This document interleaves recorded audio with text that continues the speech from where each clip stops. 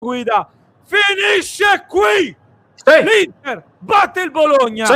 Inter 3, Bologna 1. Salutate di nuovo la capolista che risponde ancora una volta alle rivali che avevano vinto tutte, e l'Inter scende in campo di nuovo con la pressione di dover vincere, e questa volta lo fa, ed è una rivincita netta e secca dopo la sconfitta in semifinale di Supercoppa italiana, sconfitta ai rigori. È sempre bene ricordarlo. L'Inter anche in quella partita aveva fatto bene, oggi fa ancora meglio, dominando questo Bologna con un risultato che in realtà ci lascia un po' di rammarico, perché il 3-1 è addirittura molto stretto per quello che ha fatto l'Inter. Un Inter che ha dominato il primo tempo, ha dominato anche il secondo, ha avuto un'enorme quantità di occasioni da gol, e poi va a macchiare il finale con quella coda di quel gol di Castro che ci lascia un po' l'amaro in bocca, anche per come la difesa nerazzurra è stata tutt'altro che impeccabile in quella situazione lì. È un Inter però che lancia un messaggio molto forte, riprende da dove aveva lasciato, una vittoria convincente sull'Atalanta, una vittoria ancora più forte su questo Bologna in avvio di 2026, con Zielinski che sblocca al 39esimo minuto, Lautaro che raddoppia subito in avvio di ripresa, e poi la firma di Marcus Thuram che risponde anche a qualche discussione, a qualche critica che c'era stata, e nel finale il gol di Castro. Simo, che partita è stata? Ma è stata, penso, la miglior partita che potessimo sperare di vedere. Credo una delle migliori Inter della stagione. Il 3-1 ci va non stretto, strettissimo, e ci sarebbe andato stretto anche il 3-0. Quindi questo, per chi non l'avesse vista, è il livello di produzione offensiva che ha avuto l'Inter oggi. Doveva fare almeno il doppio dei gol, almeno, rispetto Sì. a quelli che sono arrivati. E però, vabbè, questo per fortuna rimane una nota di colore, con un pizzico di rammarico, perché poi l'importante sono i 3 punti in una partita che ci vedeva affrontare una squadra che negli anni è stata piuttosto frequentemente una nostra bestia nera, in apertura di una settimana chiave che si chiuderà con Inter-Napoli. Quindi era veramente una vittoria importantissima da centrare, simbolica anche, se vogliamo, essendo la prima del 2026, che dà continuità però con l'ultima del 2025. Nelle ultime due l'Inter batte Atalanta e Bologna. Direi che sono 2 ottimi risultati prima di andare a Parma, che è una gara dove devi vincere anche giocando peggio. Non voglio vedere necessariamente questo tipo di prestazione, però là bisogna vincere per forza, e poi vedremo Inter-Napoli. Però oggi davvero un voto altissimo, ripeto, se non la migliore, comunque una delle migliori prove della stagione. Sì, che trova un'ulteriore conferma nel fatto che dall'altro lato il migliore in campo del Bologna è stato il portiere, nonostante i 3 gol subiti Ovviamente. e le occasioni che l'Inter ha fallito. Ci resteranno nella mente un paio di occasioni che ha sbagliato Lautaro Martinez, soprattutto una col mancino sotto porta che va a colpire la traversa. Tu citavi il precedente di Gagliardini col Sassuolo, a me ha ricordato un po' Uguale. Eto'o con la Juventus, un pochino, anche se era un po' diversa l'azione.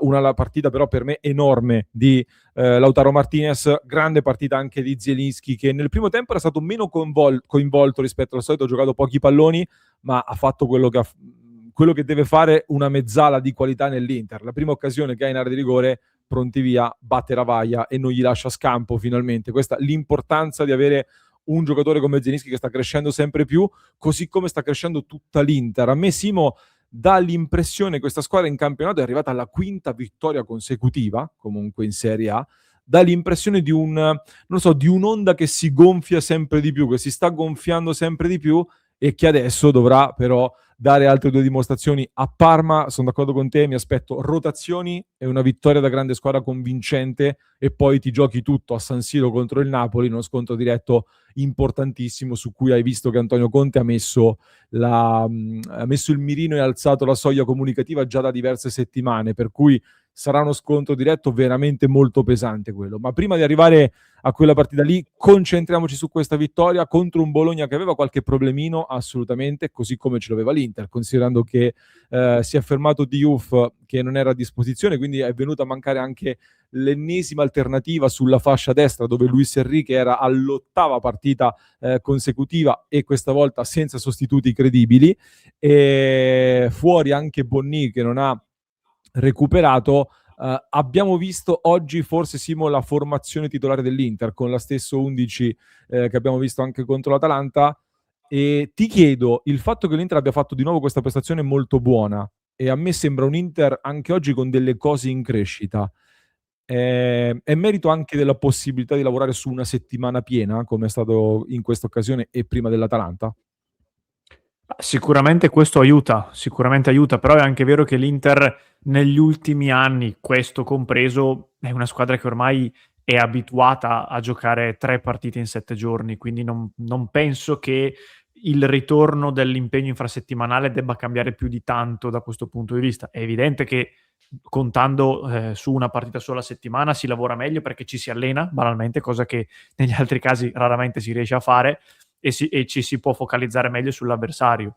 In questo senso io, come dicevo già nel prepartita, voglio misurare il Napoli, perché il Napoli adesso è in un momento molto positivo, ha vinto tante partite, però le ha giocate quasi tutte con queste distanze qui, tranne la semifinale e finale di Supercoppa. E questa sfida contro il Napoli arriverà alla fine di una gara dove anche loro giocheranno il mercoledì, quindi si ritorna un po' a quella schedule di calendario, diciamo, che invece nei mesi scorsi ogni tanto qualche problema a Conte lo aveva dato. Come dicevi prima, sarà importantissimo fare le rotazioni a Parma. Sono 3 partite molto diverse, perché tu oggi secondo me dovevi vincere e metterci questa prestazione era quasi doveroso, visto il modo in cui si è chiuso il 2025 e la continuità che dovevi dare. A Parma devi vincere e secondo me ti puoi accontentare anche di una vittoria con occasioni minori, in minor numero, un pochino più risicata. Col Napoli arriva il momento in cui tiri la linea e lì sotto c'è il conto totale. Quel conto lì non devi sbagliarlo. Sono 3 partite molto diverse, devi cercare di vincerle in questi 3 modi diversi. Se ce la fai, dai un grandissimo messaggio. Sono d'accordo. Simo, a livello di singoli, e poi ti faccio una domanda provocatoria. A me è piaciuto, anche Thuram devo dire è piaciuto. Ho letto tanti commenti su Thuram, in realtà secondo me l'ho visto più pulito nella corsa rispetto ad altre partite. Lukumi ragazzi, è un difensore difficile comunque da aggirare. Si è preso dei rischi nell'1 contro 1. Poteva metterci un po' di cattiveria in più in alcune situazioni, trova un altro gol in mischia sul primo palo, aveva avuto un'altra occasione in cui non aveva fatto benissimo, però direi una buona partita la sua, visto che era un po' un osservato speciale. E mi è piaciuto Akanji con un errore dove ha un po' rischiato su un pallone perso all'inizio, e poi ha dato una bella sportellata a Rowe che mi ha gasato un bel po', e Luis Enrico il suo l'ha fatto comunque, ancora un passettino in avanti. Ma io Luis Enrique continuo a pensare, come dicevo già in altre situazioni, che non abbia alcune caratteristiche per apparire come un quinto dominante, ma non è un giocatore né scarso né poco intelligente, tra virgolette, sul campo, anzi, quindi in certe situazioni, in certi contesti di gioco può aiutare molto anche nella fluidità dello sviluppo.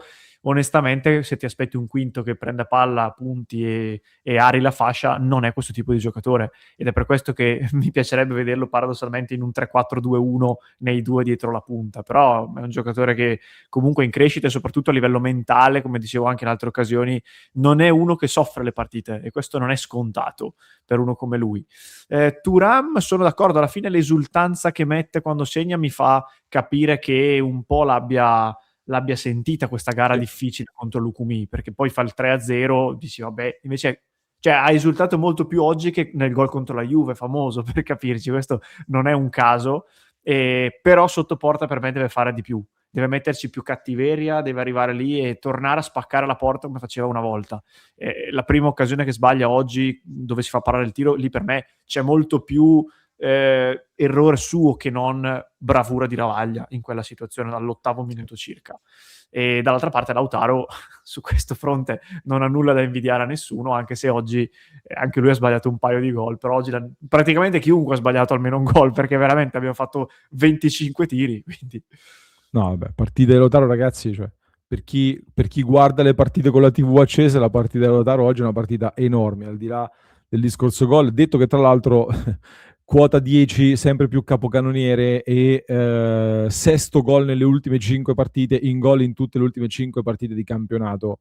Direi che quando si parla di Lautaro, eccetera, eccetera, sono poi i numeri a parlare oltre alle prestazioni. Ringrazio di cuore il nostro De Pica Pica che dice hanno provato a innervosirci ma abbiamo dominato. Questa è una giusta considerazione, e ancora più importante per me il gol di Zelinski, perché attorno al 29esimo, 30esimo l'Inter si stava un pochino innervosendo e poi risponde Zielinski con un gol molto importante che placa le acque e ci rimette in carreggiata, quindi bravissimo Zielinski, davvero un bel gol.